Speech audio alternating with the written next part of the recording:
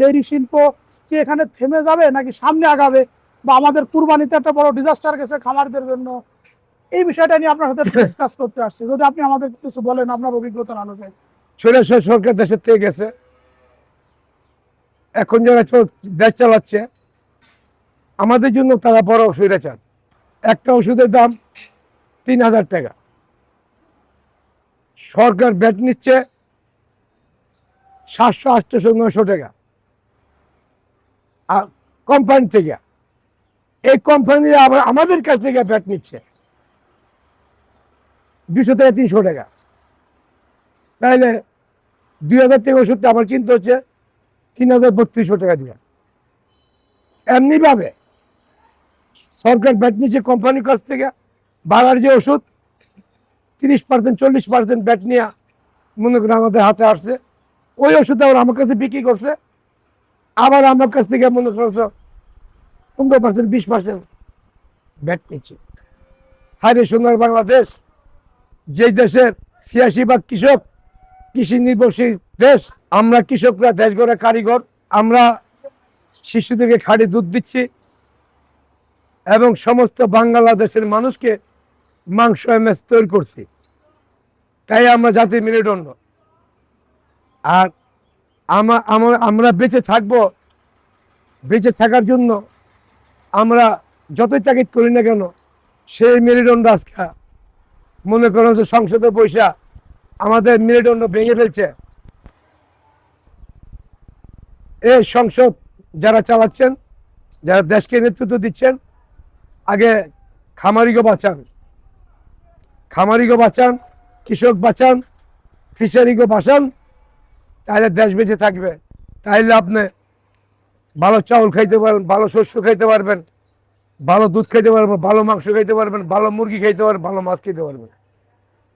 আপনাদের কি আমরাও কি একটু মায়া হয় না যে জাতিকে, কৃষক শ্রেণীর লোক এগুলো বাঁচায় রাখি?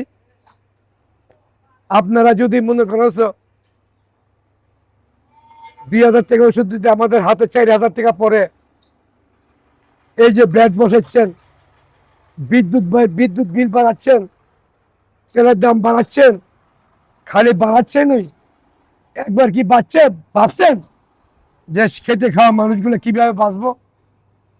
আরে ভাই, কলিজা খেয়ে ফেলেন, আমার হাতটা খেয়ে ফেলেন, হাতটা খেয়ে ফেলেন, হৃৎপিণ্ডটা রেখে দেন। যেখান থেকে বলবে জাগো বাঙালিটা জাগো, দেশটা করো, যেখান থেকে বলবে একতার বল হো বলিয়ান, আকাশে উড়িব বিজয় নিশান, সেই হাতটুকু রক্ষা করে। আজকে এইভাবে কারেন্ট বিল জাতির জন্য মঙ্গলজনক নয়, এইভাবে গ্যাস বিল জাতির জন্য মঙ্গলজনক নয়, এইভাবে তেল বৃদ্ধি করা জাতির মঙ্গলজনক নয়।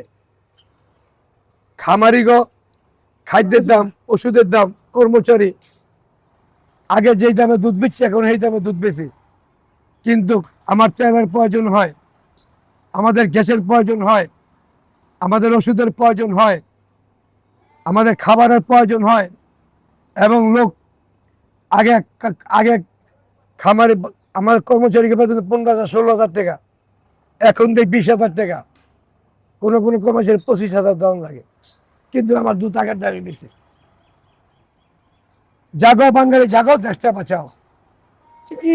গোখাদ্যের যে ইনগ্রিডিয়েন্ট গুলো আপনারা সংগ্রহ করেন, এইগুলোর দাম কি ঠিক আছে নাকি এখানে? না, কাঁচামাল সমস্ত দাম বৃদ্ধি, সমস্ত খাবারের দাম বৃদ্ধি, ওষুধ পানি ধরা ছোঁয়ার বাইরে।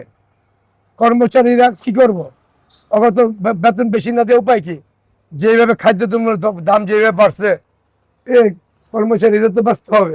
আমরা যে ভুসি আইটেম গুলো আমরা কিনি বা আপনারা কেনেন, কোন কোন আইটেমের দামটা একটু মাত্রাতিরিক্ত, যেখানে সরকার নজর দিলে ভালো হয়, একটু বলে দিবেন? যে ভুসি আইটেম গুলো আছে, যেই দেশে আমরা শুধু খেতে যাব, মজা মারবো, ফজা পাই, এই দেশে বইলার কি হবে? সমস্ত গোখাদ্যের দাম বেশি। আপনি ঘাস ফলাইতে যাবেন, সেচ দিতে তেল লাগবে, কীটনাশক লাগবে, সার লাগবে, সমস্ত আপনি ডবলই ধরতে পারেন বর্তমানে, ওষুধ সার কীটনাশক যা কিছু আছে। এক কথাই কৃষকদের দেখার মতন কেউ নাই। না, মানে সরকার কি এই যে ভুসিগুলো ইম্পোর্ট করা হয়, এখানে কি সরকারের কি কোনো কাজ করার সুযোগ আছে?